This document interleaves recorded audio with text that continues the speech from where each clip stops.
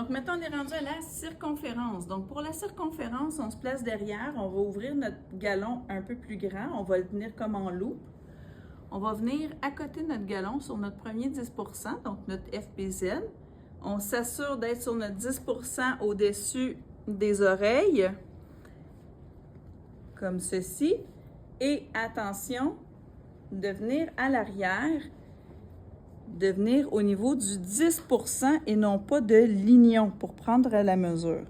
Donc, au niveau du 10 %, on arrive à 58,5. Ici, je n'ai pas à serrer fort le galon parce que mon patient n'a pas de cheveux. Si vous êtes par-dessus les cheveux, ça va être important de serrer un peu plus fort pour venir écraser. Donc, une fois que j'ai pris ma mesure totale, on laisse tomber un petit peu le galon pour l'instant. On va prendre notre compas qu'on va venir ouvrir à 5,85 dans ce cas-ci. Donc, je vais venir me mettre entre 2 mm. C'est des 10 % tout le long de la tête. Donc, c'est la seule mesure où ici, on va venir se mettre devant le patient, mais un peu en diagonale. Donc, ce qu'on va venir demander à notre patient, on va se mettre devant lui sur un côté. On va lui demander de tourner sa tête légèrement vers moi. Et pour nous aider à la circonférence, on va faire 2 traits. Donc, première chose, pour m'aider à trouver le centre, je vais venir faire un petit trait au niveau du nasion qui va m'aider à venir aligner un trait au centre ici.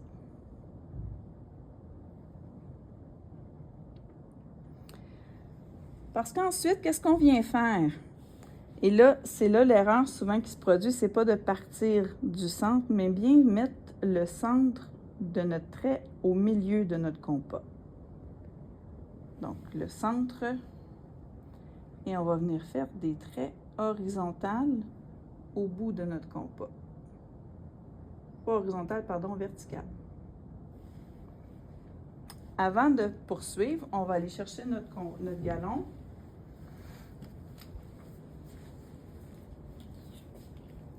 On va tourner la tête de mon côté et on va venir prendre les mesures entre mes 2 traits.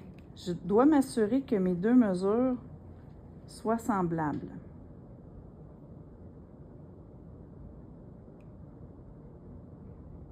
Donc, 3, c'est parfait. Donc, je suis au centre. Avant de poursuivre, je vais tout de suite venir faire ce qu'on appelle les hauteurs. Donc, les hauteurs, ça veut dire que je dois venir faire une hauteur en ligne comme ça sur chacun de mes traits. Donc, je vais venir faire une hauteur ici et une hauteur ici.